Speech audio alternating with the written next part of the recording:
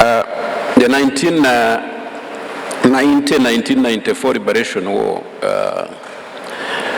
came as a result of so many things. The colonial and the post-colonial government failures, governance problems, human rights abuse, economy in a solid state, a deliberate strategy of extermination of part of the Rwandan society, and finally, of course, the absence of humanity fundamentals, which were the main reasons why RPA was born. So in short, humanity was under attack, and RPF came to restore humanity and its values. Now, to go back to your question, when you talk about what kept RPA focused and motivated, if you may, I think I can only put it in one sentence. This is simply due to the leadership. RPA had a leader. RPF had leadership. When you have a leader, everything is easy. When you have a leader and you follow and respect him, everything works out. In this particular case, let me, with your permission, use two great military strategists and writers. One of them is Clausewitz. Clausewitz talks about Trinity. Trinity is about the people, it's about the military, and it's about the government. In our particular case, we had the people, we had, our supporters, we had the RPF as our organization, and we had the military. And our leadership, our leader understood that, and he put it together, and he was able to use that trinity to achieve his objectives and finally, of course, his mission. With that, the leader is able to come up with a plan. Again, talking about a plan, I want to, again, to remind some scholars here of one military strategist and a writer called Sun Tzu. Sun Tzu says that a great general and his warriors, they win before they go to war. That means you go to war when you have a plan. Our leader, he won the war by having a plan. While at the same time, Sun Tzu says that a weak general and his warriors, they go to war first and then they seek to win. Meaning, you go to war without a plan and you seek to win, so you lose. This was our adversary. They went to war without a plan. The only plan they had was extermination of a section of our population. That was not a plan. So the right plan was available on our side. And coming back to our leadership, our leader, who is our current president, in this plan, he had very good assumptions, and some of these assumptions in a plan, some of them you assume on the side of the adversary, and you at the same time make assumptions on your own side. And looking at it, because our leader had a good plan, his assumptions, both on his side and on the side of the enemy, most of them came true, meaning that his plan worked finally. I'll go through a couple of them so that we understand what I'm talking about. In some of these assumptions, it was assumed that MRA and the government will continue to draw domestic support through its indoctrination of the population with ethnic ideology. That was, I want to come back to your question of hostile population. So this population was indoctrinated and to become hostile to us and finally to be used to exterminate their neighbors. So you can see this assumption came true. There was an assumption that the economy of Rwanda could not sustain a protracted war. There was an assumption that there would be no direct military intervention from the region in support of MRI and the government. But this one, as you remember very well, the former Zaire government supported and came in this conflict. So this assumption, it didn't work, but it had to be contained because it was assumed in the plan. There was an assumption that France will provide direct military support to MRI and the government. This happened. So because it happened and it was assumed and it was incorporated in the plan, there was a way of dealing with it.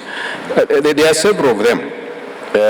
In order for me not to take too much of your time, what I can finally say in regard to your question is that the strategic context and the political end state was building a nation that is free and fair to all Rwandans, and I believe this is where we are today. And this end state was pursued with the highest level of military discipline humanly possible. Okay. I thank you. So, General,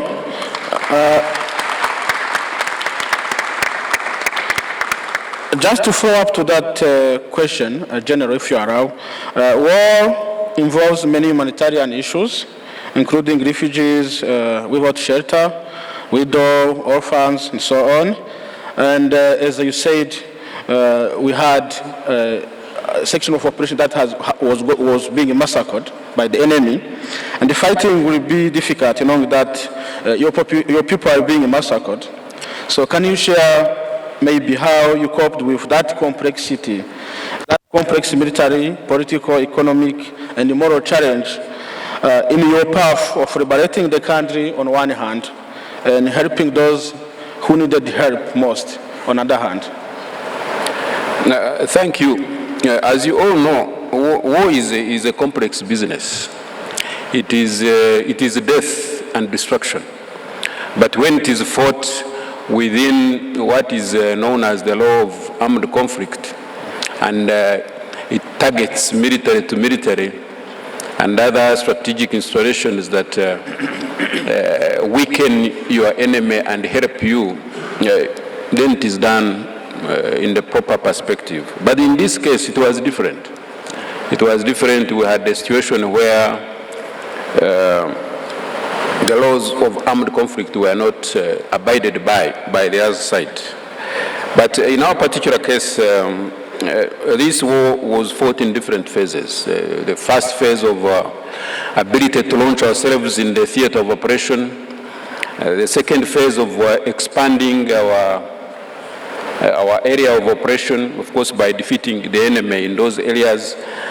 And the last phase of defeating the enemy and finally getting him out of state power to be able to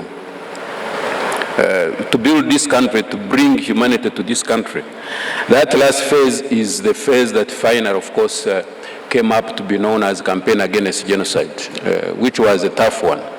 In this particular one, in any military campaign, there are different lines of operation. You have the military lines of operation, you have diplomatic political lines of operation, and you have humanitarian lines of operation. In this particular case, I think your question focuses on humanitarian aspect. Yeah. Doing the two, ability to engage the enemy, dislodge him, and finally defeat him, while at the same time trying to rescue people, trying to have the injured treated. What does that mean? It delays your time to defeat the enemy. At the same time, it scatters your resources. So our commander had a dilemma here to scatter his resources, but at the same time achieve his ultimate objective of dislodging the genocidal government. But things can be hard, but they can be achieved. And this particular case, they were hard, but they were achieved. But maybe another thing I can talk about is you have the commander at that time had a risk of having the discipline state of the force kind of being eroded as a result of what? As a result of what had happened in this country.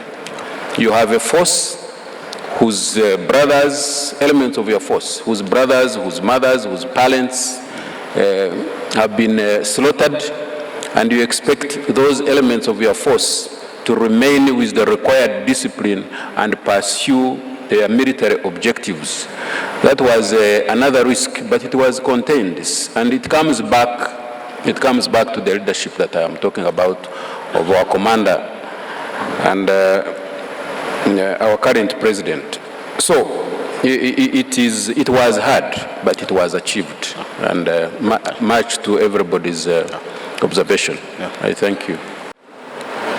Sustaining the gains and the advice to the youth, I just want to make one observation.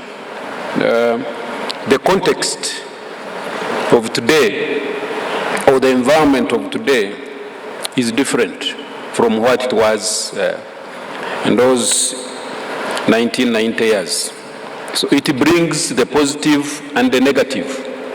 The negative in a sense that it can bring comfort and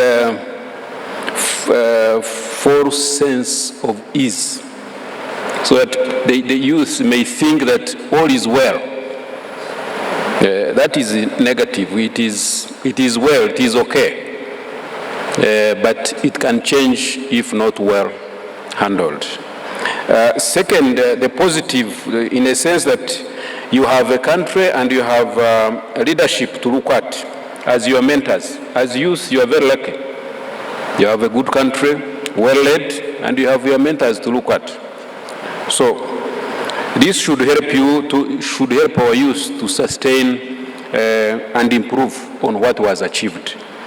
But again, there is a need to know that remnants of genocidal forces, they are still there, and they are supporters.